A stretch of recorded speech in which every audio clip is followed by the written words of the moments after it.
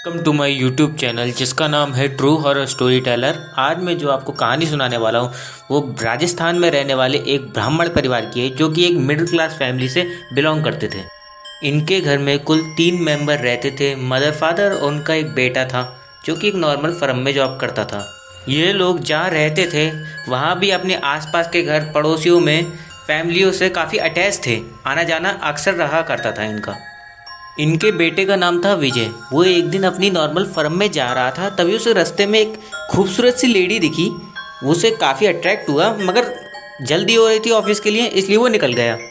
Office में जाने के बाद उसने सोचा, बोले यार आज ऐसा है लंच नहीं खा रहा, आज मैं बाज़ार में ही खाऊंगा। तो उसने बाज़ार में नॉर्मल खाना खरीदा और जा कर के अपने ऑफिस के पास ही एक पार्क था, वहाँ जाके बैठ गया और खाने लगा। वही लड़की जो उसे रास्ते में दिखी थी वही वहाँ पे आके बैठी और उसके बराबर में और ऐसी ही नॉर्मल उससे बातचीत करने लगी। खूबसूरत लड़की थी तो विजय भी उससे अच्छे से बात करने लगा। ऐसे बातचीत नॉर्मल चली रही थी, आपस में बताने लगे एक दूसरे के बारे में। काफ़ी देर तक बात हुई। उसके बाद में विजय ने सोचा चलो चलते हैं। घर गया वो अपने नॉर्मल।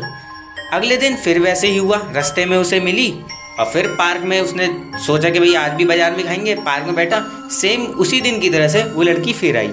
वो वैसे ही उससे नॉर्मल बात करने लगा।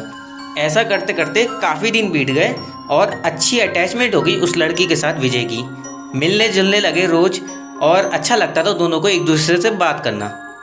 कहानी आगे बढ़ी तो मतलब प्यार व्यार भी हो गया विजय को उस लड़की से, पसंद करने लगे। वो लड़की भी पसंद करने लगी विजय को। धीरे धीरे काफ़ी कहानी आगे बढ़ गई इनकी। तो एक दिन क्या हुआ, अचानक से विजय अपने घर में बैठा हुआ था तो वो लड़की अपनी पूरी फैमिली के साथ विजय के घर में आ गई एकदम से। तो विजय ये देखकर भी चौंक गया, ये क्या हुआ। विजय ने सबको बुलाया, मम्मी पापा को भी बताया कि मैं तुम्हें बताता था कि एक लड़की से मैं मिलता हूँ। मदर फादर ने भी कही विजय के, बोले हाँ हाँ मिलते तो हो। मैंने कहा तो विजय ने कही, बोले ये वो इन्हीं के मदर फादर हैं, सब मिलने आए आज। तो लड़की के मदर फादर जैसे ही बैठे उन्होंने उनसे कहा थोड़ी देर में विजय को बुला के, बोले विजय तुम्हें पसंद है हमारी बेटी।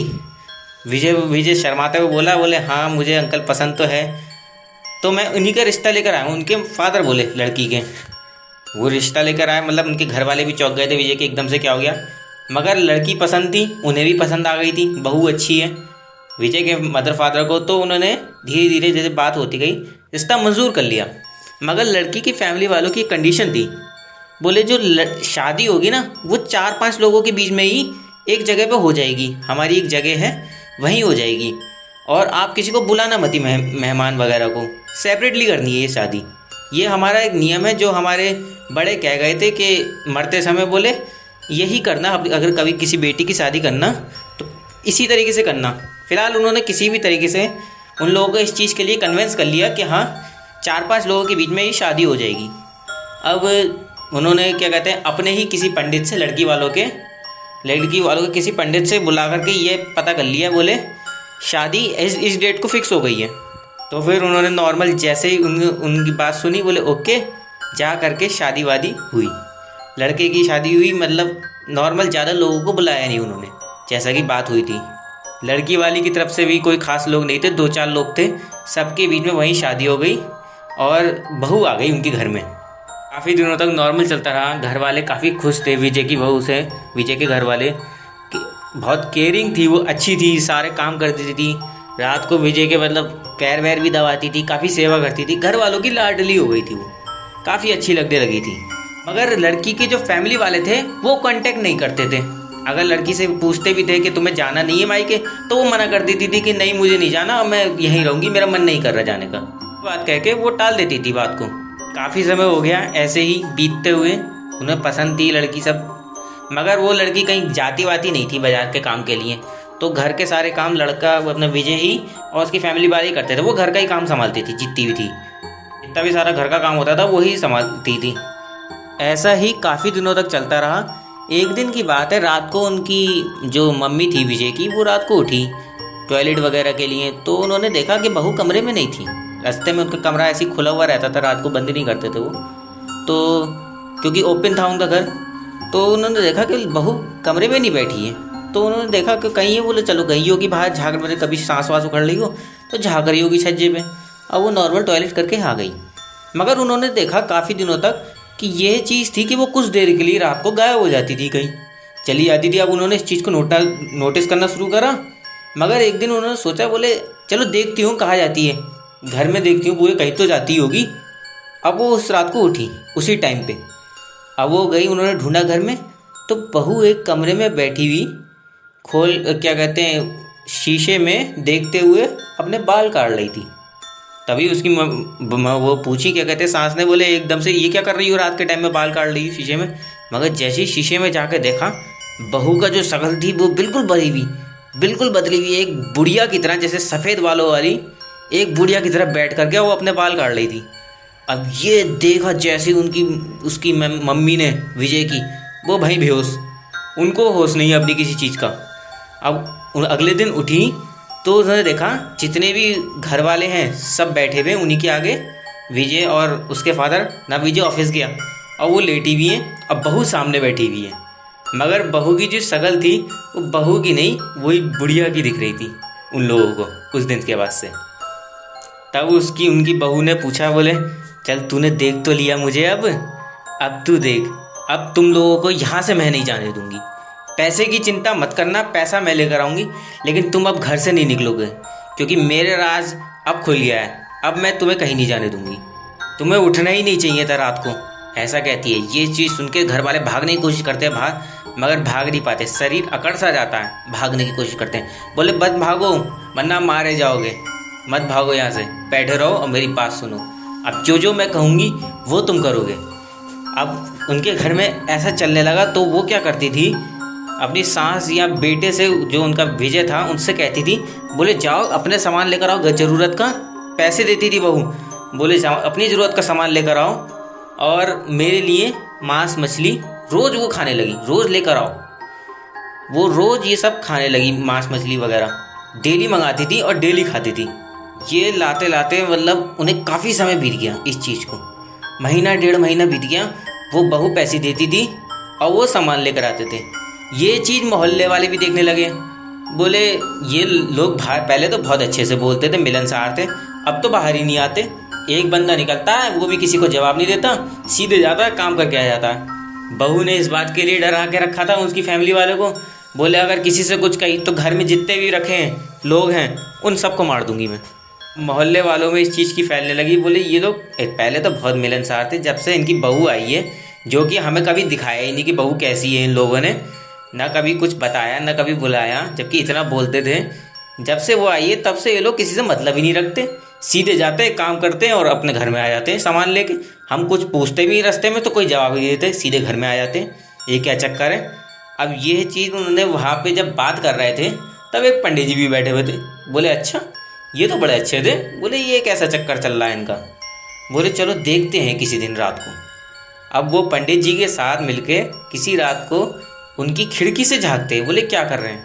तो बहू बैठी हुई, जो कि उन्हें दिख नहीं रही थी, जहाँ जिस तरफ वो बैठे हुए सब घूर रहे थे विजय की फैमिली वाले, उस कोने बहू उनके हाथ में से मतलब जो मांस के टुकड़े होते हैं बिना पके हवा में जा रहे थे और गायब हो रहे थे, हवा में जा रहे थे गायब हो रहे थे, जो कि मोहल्ले वालों को दिख रहा था। और जो घर वालों को दिख रहा था उनके हिसाब से कि वो बहू खा रही थी बैठ करके, मगर बहू किसी को दिख नहीं रही थी, बस वो पीस हवा में उठ रहे थे और गायब हो रहे थे, हवा में उठ रहे थे और गायब हो रहे थे। अब ये चीज़ जब पंडित जी ने देखी तो उन्होंने कहा बेटा उतर जाओ। अब लोग चीखने लगे, अब वो जैसे ही चीखने लगे पंडित जी कहने चुप जाओ चुप जाओ, और सीधे कह करके वो पंडित जी उन्हें कहते बोले चलो पीछे चलो सीधे उतरो। बोले इनके घर भी तो फंसे पड़े हैं बहुत समय से, इस हिसाब से तो बोले ये तो जवाब मतलब जब से ही फंसे हुए हैं, जब से ये तो मिलना बंद कर दिया इन्होंने, किसको लिया है अपने घर में। सब मोहल्ले वालों में बातें होने लगी। बातों के चलते एक आदमी बोले भाई पंडित जी इसका इलाज तो बताओ, ये क्या है, ऐसे तो बड़े अच्छे लोग थे, फंस जाएंगे मर आ जाएंगे कुछ अपने मोहल्ले में, ऐसा नहीं होना चाहिए। तो पंडित जी कहते हैं, बोले ऐसा है, अभी किसी बंदे से पूछते हैं, बोले तेरे यहाँ कथा होने वाली है ना। बोले हाँ पंडित जी करने तो वाला हूँ कथा, आप ही से तो कराऊंगा। बोले हाँ। बोले उस कथा के दिन पे ऐसा करना, जितने भी लोग हैं मोहल्ले में सबको इकट्ठा करना, सभी को बुलाना कथा में। कथा की जैसे ही जोत जलेगी, वो जोत लेते हुए इनके घर में घुसना, किवाड़ा धक्के से तोड़ के एकदम से, और पूरी भाई हवन करना पूरी तरीके से, पूरी जोत पूरे घर में फैलाना। ये सुन के ही पूरे मोहल्ले वाले गए, बोले चलो ठीक है ऐसा ही करेंगे पंडित जी। अब पूरे मोहल्ले वालों ने यही किया। जिस दिन हवन की रात थी तो उन्होंने सबने मिलके सब पूरा हवन करने, जैसी जोत भड़की, उस जोत को भड़की हुई जोत लेकर के उनके घर में दरवाज़ा तोड़ के ऐसे घुसे और पूरे घर में जोत को घुमाने लगे पूरे घर में। और वो जो लोग थे विजय के फैमिली वाले, वो घबराते हुए सीधे भागते हुए बाहर निकल गए। और वो जो पूरे मोहल्ले वाले थे वो पूरे घर में उनके जोत लेके जोर जोर से भगवान के गीत गाने लगे, बहुत ज़ोर ज़ोर से भगवान जी जय श्री राम जय श्री राम। और पूरी जोत की जितनी भी पूजा होती है सब करने लगे, पूरे उनके घर में घूमने लगे खुद को लेकर के। अब ये चीज़ देख के जो विजय के फैमिली वाले थे वो ये देख रहे थे कि उनकी बहू चीख चिल्ला रही है और धीरे धीरे गायब हो रही है, जैसे चीख रही है और गायब हो रही है। और जो उसके वो थे क्या कहते हैं मोहल्ले वाले, उनको कुछ नहीं दिख रहा था, उनके साथ से तो बस जोत लेके पूरे घर में घूम रहे थे। अब वो जोत लेके पूरे घर में घूमते घूमते जब उन्होंने पूरी पूजा करी, उसके बाद में उन्होंने पूछा, बोले भाई क्या हुआ? तो जितने भी विजय के फैमिली वाले थे सब एकदम से पंडित जी के पैर में गिर गए। बोले पंडित जी बचा लिया, कब से फंसे हुए तो हम तो इसमें निकलना चाह रहे थे मगर इसने मांगने की धमकी दे रखी थी। बोले आखिर था कौन? बोले हमारी बहू। बोले बहू तुम कह तो रहे हो मगर किसी मोहल्ले वाले देखा नहीं तुम्हारी बहू को, वो दिखती नहीं थी। अब पंडित जी की ये बात सुन के विजय के फैमिली वाले चौंक गए। बोले ऐसा था तो आपने हमें बताया क्यों नहीं पूरे मोहल्ले वालों ने? अब तो मोहल्ले वाले बोले अरे बताने की तो कोशिश बहुत करी थी मगर तुम तो ऐसे डरे डरे भाग के चले जाते थे जैसे हम तुम्हें खा जाएंगे, हम तो यही सोच रहे थे। इन सारी चीज़ों के बाद बातचीत के बाद पंडित जी से विजय ने बोला, बोले पंडित जी मैं फंसा कैसे इससे? तो पंडित जी बोले तुम कहाँ मिले थे? बोले हम पार्क में मिले थे, मैंने बातचीत करना शुरू कर दिया था इससे। बोले असल में जो तुमने इससे बातचीत करना शुरू करा ना, इसी कारण से इसे समझ में आ गया। बोले तुम इसे देख पा रहे हो, अब जब तुम इसे देख पा रहे हो तो इसने वहीं तुम्हें अपने जाल में फंसा लिया।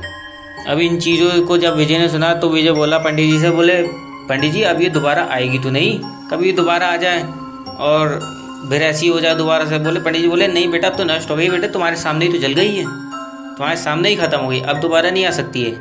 तो इस चीज़ के बाद जब विजय को इस पूरे किस्से से भी दिमाग से निकालने में काफ़ी समय लग गया, क्योंकि वो उनके सामने कच्चा मीट खा रही थी, अजीब सी शक्लें दिखा रही थी, आसानी से दिमाग से नहीं निकल रहा था, ना विजय के ना उसके फैमिली वालों के। काफ़ी समय बीत गया, तब वो जाके थोड़ा भूलने लगे धीरे धीरे करके। फिर विजय ने दूसरी शादी भी कर ली, नई बहू आई, की बार सबके साथ उन्होंने मिलकर फंक्शन करा था, तब जाके सब उनके यहाँ नॉर्मल हुआ। तो ये थी हमारी आज की कहानी। अगर आपको ये कहानी अच्छी लगी हो तो लाइक शेयर कमेंट सब्सक्राइब जरूर करना। धन्यवाद।